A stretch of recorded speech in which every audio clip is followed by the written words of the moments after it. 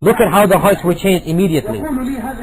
So this young man told me, Wallahi, I was lost and I didn't know what life was. I didn't know that I was alive until I came to this masjid, and then I realized that I was dead. And that is why I cried out of the fear of Allah for the first time. So look, this man, he had everything in the world, but he wasn't alive. The true person that is alive is the one that has taqwa.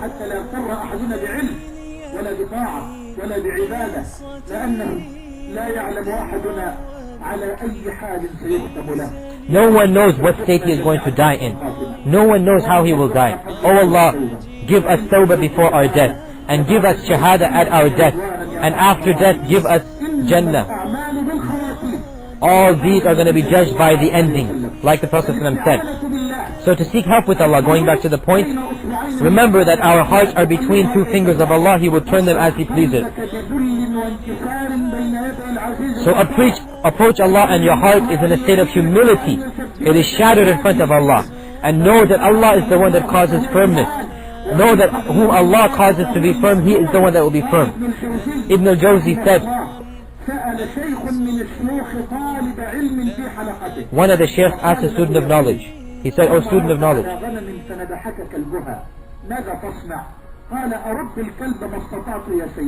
when you find a wolf attacking the sheep," he says, "I'm going to attack the wolf." When you find the wolf attacking the sheep, he said, "I'll send my dog to it." So he kept on saying the same thing 3 times. He said, look at how the sheikh's knowledge. He said, this is going to continue.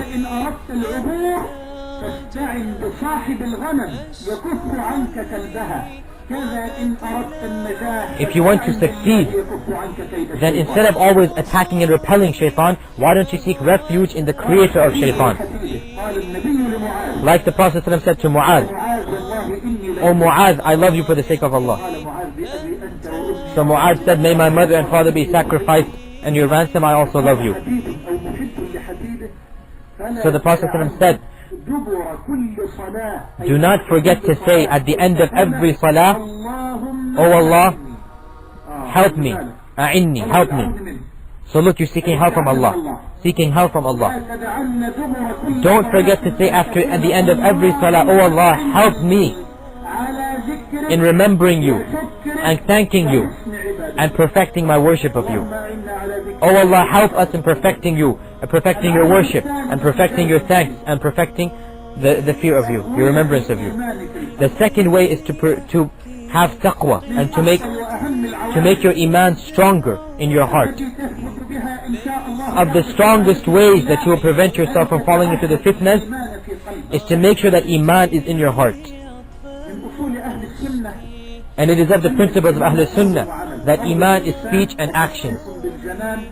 Speech with the tongue, and actions by your limbs.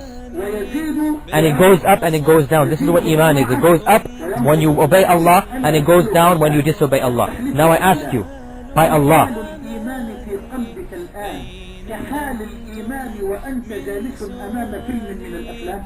is the iman that you have right now in the masjid the same as when you are watching a film or a video? No. Inshallah, now it is much more. Iman is increased when you worship Allah and obey Him, and it is decreased when you disobey Him. Allah says He is the one who has revealed peace in the hearts of the believers, so that they can increase their iman with the iman that they have. Their iman will go up. Umar ibn al-Khattab said, and it is in Muslim Ahmad, if Abu Bakr's iman were in one scale, and all of the iman of everyone else were in the other scale, the iman of Abu Bakr would be weightier than all of their iman, heavier than the iman of all of the Muslims. How can the iman of Abu Bakr be like our iman? No, wallahi. The reason Siddiq is as Siddiq is because of the iman. And because of the iman that was entered into his heart, that was stronger than all the mountains of fitna.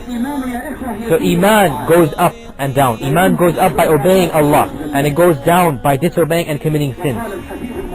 The Prophet ﷺ said, sallallahu alaihi wasallam, reported by Abu Nu'aym and Al-Hakim with an authentic isnad from the hadith of Abdullah ibn Mas'ud that the Prophet ﷺ said that Iman fades away in a heart of yours like a thawb, or like your clothes will fade away if you continue to wash them. So ask Allah to make your heart firm. So there's a hadith that the Iman fades away. So continue to ask Allah to make it firm.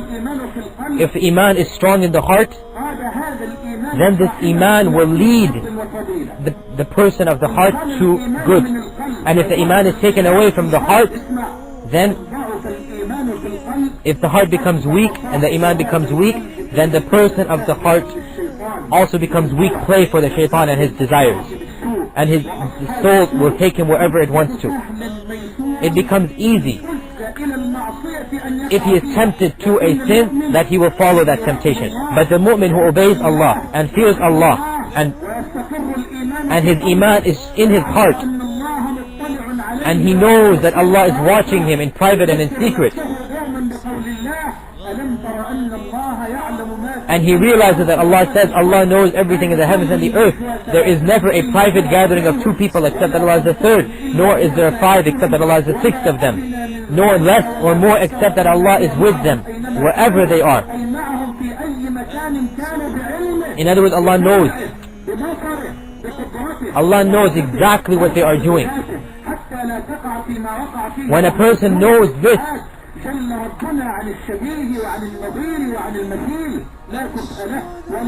that Allah is with him in his knowledge, not in his essence, he's saying. Allah is with him in his knowledge and by his sight and by his hearing.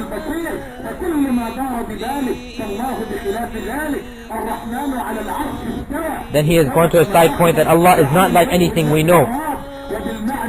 That when Allah sees us, His seeing is different from our seeing. And when He is upon the throne, it is different than when we are upon a throne. That the throne is of the creation of Allah. Allah is not supported by the throne, rather the throne is supported by Allah. How Allah has settled upon the throne is known. How He has done it is unknown, but we must believe in it.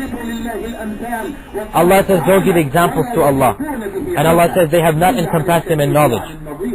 So Allah is not like anything we can imagine, subhanahu. There is nothing like Him. He is the ever-seer and the all-hearer. So we were saying Iman in the heart. The mu'min who has Iman in his heart, he has perfected his worship. And Iman has a sweetness. Iman has a light. What type of statements are these? I'll repeat.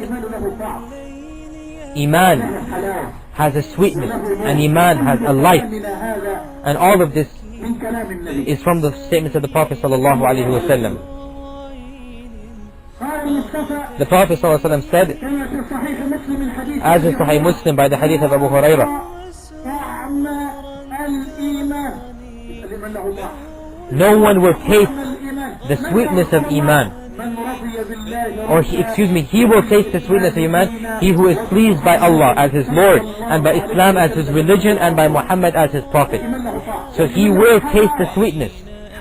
Likewise, Iman has, like the Prophet said, 3 people will taste the sweetness of Iman. So Iman has the sweetness, 3 people. 3 characteristics. The first characteristic, that he loves Allah and His Messenger more than he loves anything else. The second characteristic, that he loves someone only for the sake of Allah. And the third characteristic is that he hates to return to kufr after Allah has gotten into Islam, just like he hates to return to, that he hates to be thrown into the fire. Iman has light. Abu Nu'aym reported in Hulya and Ad-Daylami in an authentic isnad from the hadith of Ali that the Prophet ﷺ said, there is not a single heart amongst the hearts except that it has shadows like the shadows of the moon. Shadows like the shadows of the moon. إلهي لا ينجلى